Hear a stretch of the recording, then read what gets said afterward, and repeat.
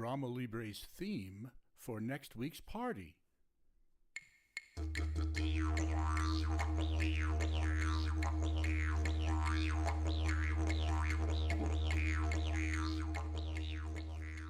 There is a vast, arid expanse stretching across the heart of a continent, defined by its rugged beauty and stark isolation. Red desert sands, ancient rock formations, and sparse scrub vegetation dominate the landscape. Extreme temperatures and minimal rainfall shape a harsh environment where resilient wildlife thrives. Here we find strange creatures native only to this land and found nowhere else on Earth.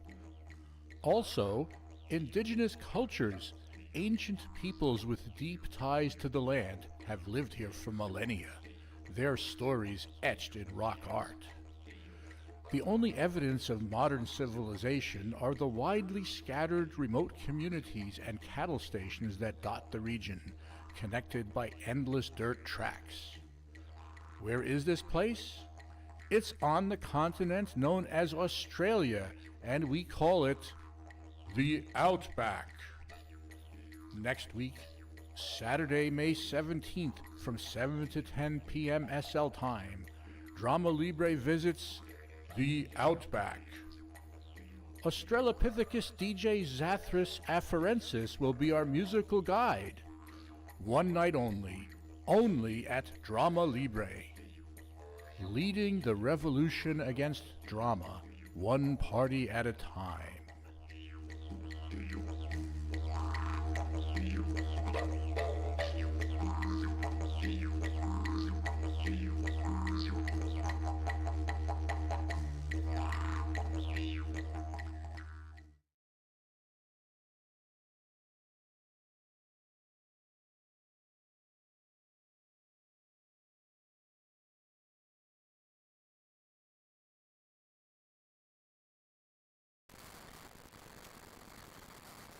Welcome back, everybody, to Drama Libre Presents, and I have one more little treat for you guys.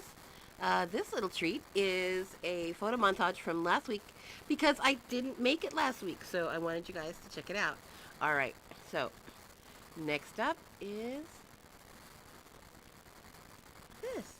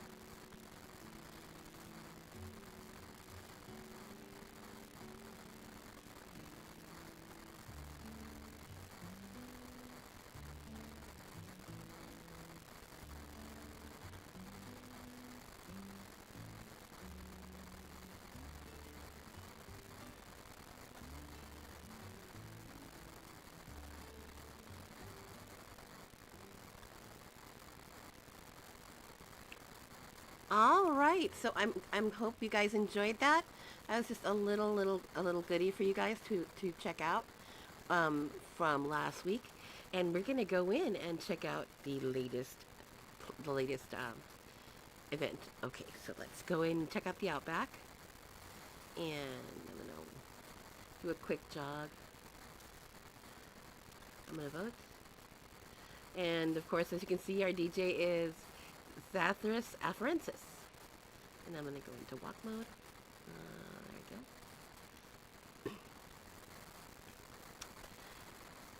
And because we already did our little photo montage, I'm not going to stop in the lobby today.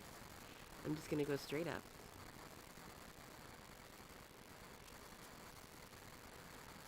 Oh, here we go. Oh, climbing up, climbing up. All right. Okay. Deserty, deserty, deserty. Okay.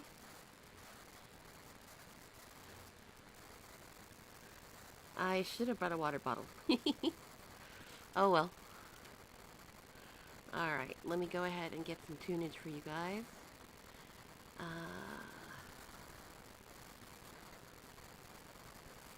see.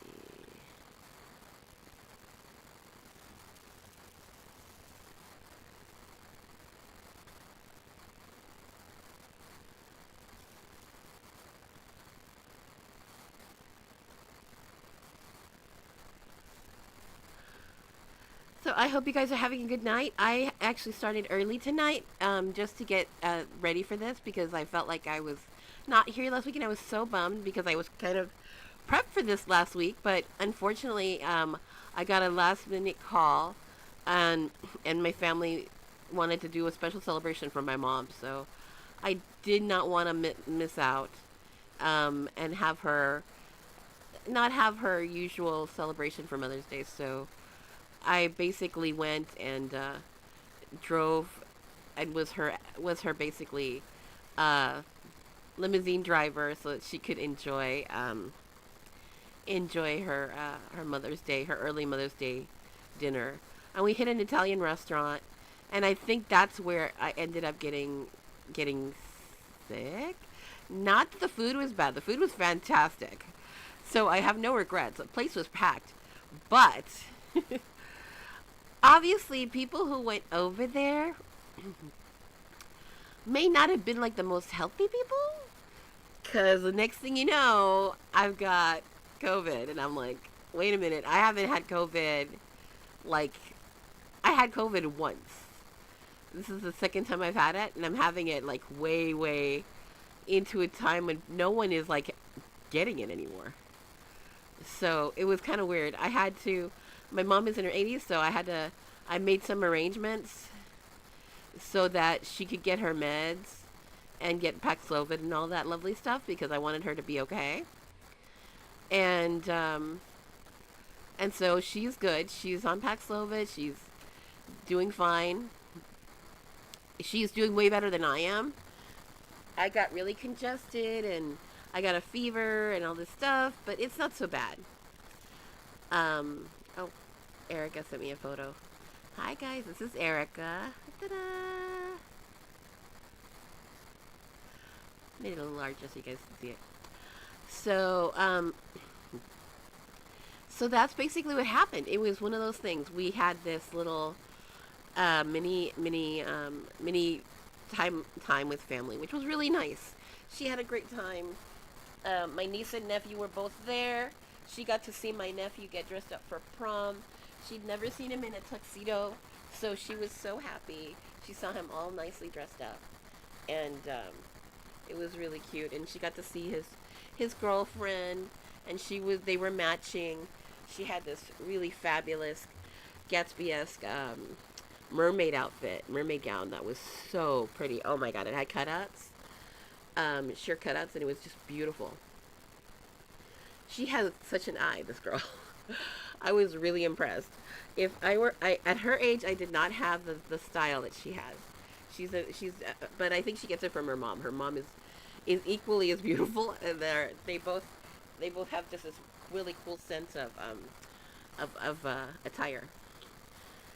So it was kind of cool, and I found out too that she does this stuff where she'll paint on clothes, but she's really good. She'll do it in a way that the image comes out sharp. You think that it's an iron-on or something, or an embroidery, because you look at it and the edges are so sharp. So I do not know how she does it, but it's really cool. So, but yeah, so they had their prom night last Saturday, and I got to see them all dressed up, and I got photos and everything. And you know what? I didn't even think about it. I should have. I'm such a proud auntie. I would post a photo for you guys to look at. But I don't want to embarrass him, and it is the internet and stuff. But I did talk to him, and what's funny is I talked to him, and there's this really he loves photography, and he got, and I think I mentioned this, he got a really cool scholarship to Otis Art and Design School, and he's got this really cool scholarship for a for a month, I think a month or 6 weeks, to do a class over the summer. And that was so cool because he was competing for it. There was a special seminar that they held at the Libre Art Pits for art students, and so art students from all over the city were there, and were competing, and they gave it to him, and so he gets to spend 4 weeks on campus, literally, and the campus is near LAX, and he's gonna be going there studying.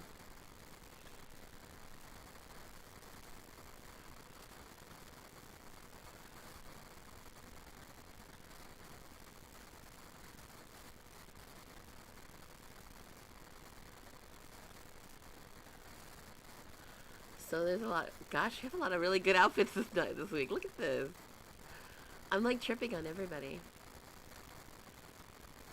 Now, just so you know, Tiger Lily is very creative. I think she does 90% of her stuff. She makes 90% of her stuff. So I always like looking for her first, just because I know that she did it on her own. If somebody tells me that they did their stuff, I usually like showcasing them because it's kind of cool. I'm like, wow, okay. And then there's Fabulous Mandrake. And Captain Halprin.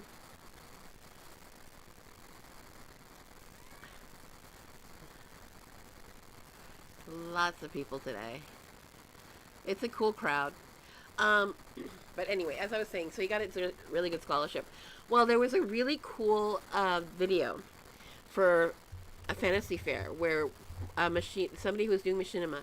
I don't know if you know what machinima is, but when you do a video like this video, believe it or not, on YouTube is called machinima.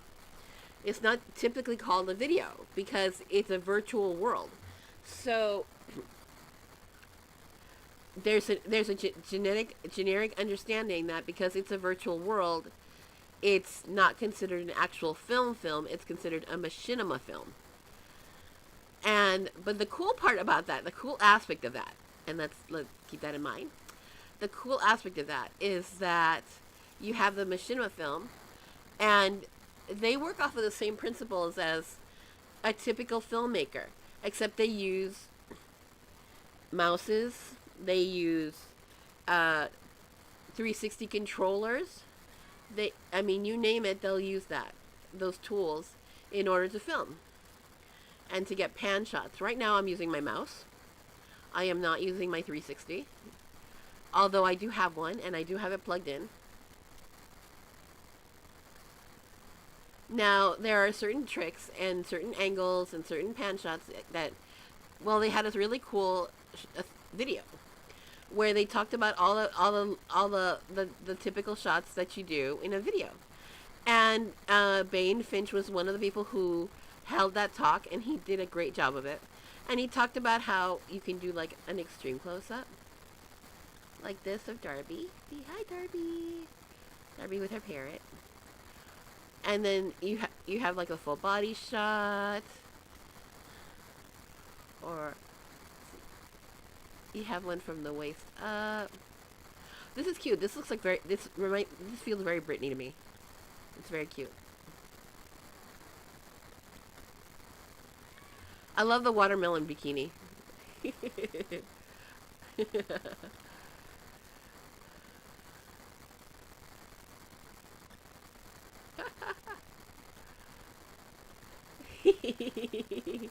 Hey, Darby.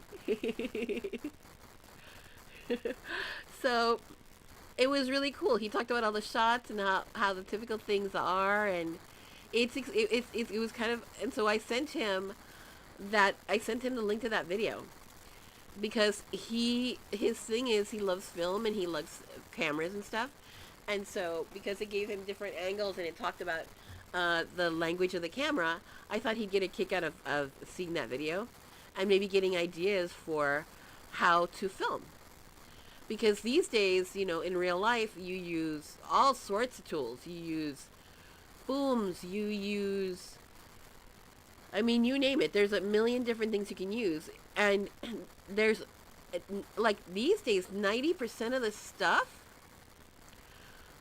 Oh, Kiki, her cockatoo. Okay, let's go back and get to know Kiki again, just in case.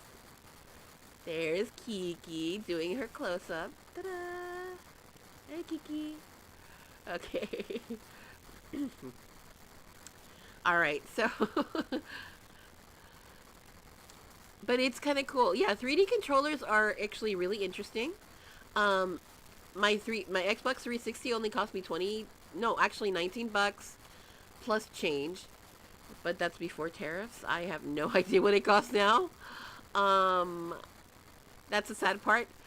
Every part that I have on my computer, I'm sure has a foreign component on it, so it probably is going to cost me way more now than it used to.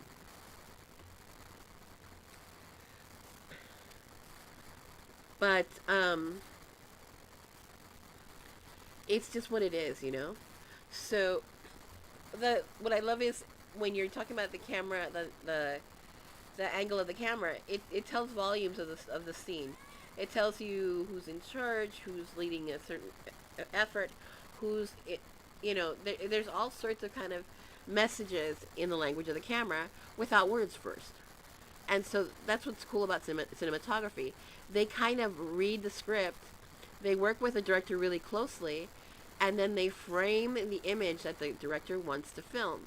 And then through the different cameras that they leverage, whether it's a boom camera or it's some kind of what do they call those things that fly around? I don't remember at the moment, but those little flying things that have cameras on them, they're all over the place, and they're used a great many for, gosh, you'd be surprised, for all sorts of shots between buildings and all that, and it's interesting to see how that works out. Because we actually had somebody in our neighborhood who had one, and they didn't use it very often. Yes, drones. Thank you, Erica. Drones are really a handy tool. But these days, depending on how high you fly them, you need permits. You cannot ever consider using a drone anywhere near an airport. They're completely and explicitly prohibited. Because it's airspace. It's used airspace.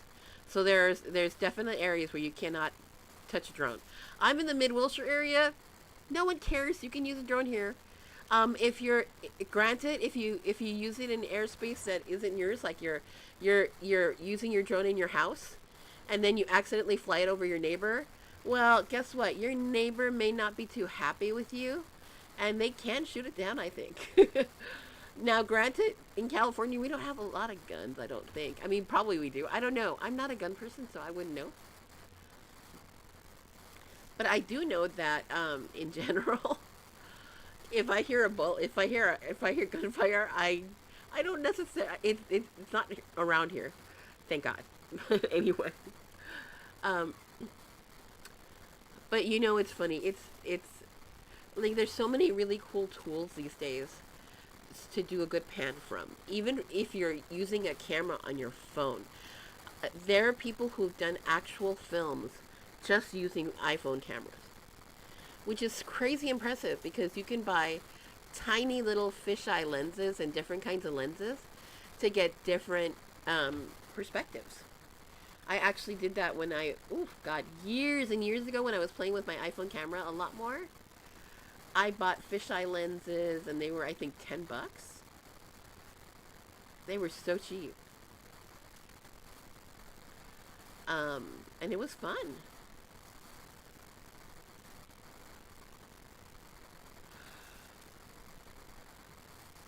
So there's a lot of things you can do. I mean, here I'm lucky. Let me get you on cinematic F1. Now, this is a special cinematic mode. Basically, it just erases all the things that you see on screen, so that you don't have any things in the way. So you don't see any names, any other stuff. You can just check that out. Oh, that's funny. Oh, wow. A smoking steak. Oh, that's hilarious. Oh, shut up. Oh my God, the sign follows your eyes. That's creepy. Funny, but kind of creepy.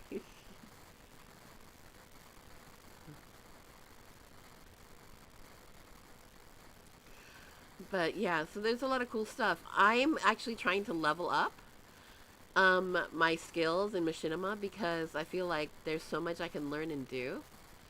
And you guys, thanks to you guys, because I come almost every week. You guys are great practice for me.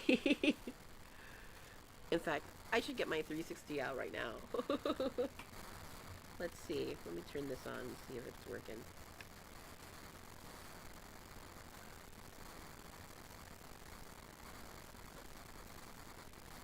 I'm using my 360 right now, guys. You notice I did an extreme close-up. There is a special... And right now, I did capture cursor, by the way. Once you see that little plus sign, that's in display too. I can get rid of that by clicking properties and stop capturing cursor. So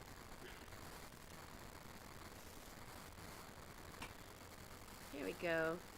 So capture cursor is gone. Now, sometimes what happens when you're doing this, it depends on which, see, it goes faster and slower on some things.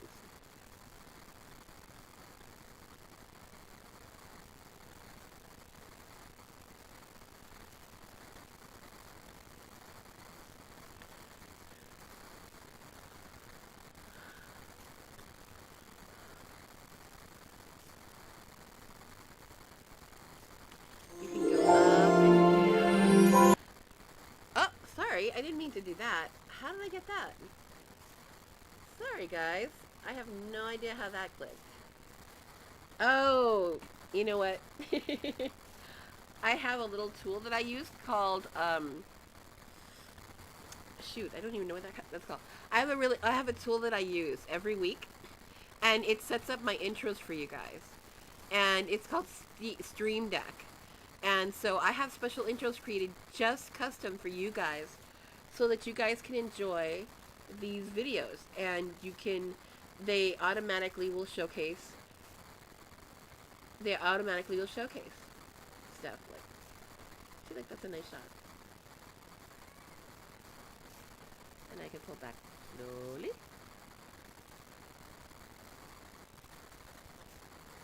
And the key is, I found out from Bane. Bane is like an expert at doing these pan shots at parties.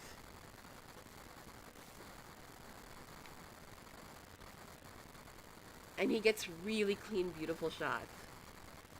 And he said the best thing he can do when he's doing this is just play. It's just moving around your axis and checking the numbers, and that's it. And then playing. That's the easiest way to do it.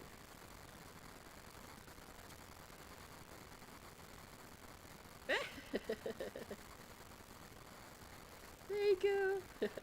Let's get a nice shot of Erica.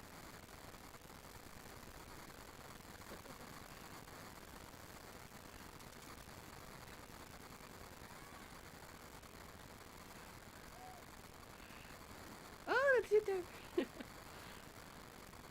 But it's really fun, and you keep playing and you keep getting your shot, and that's how you work it.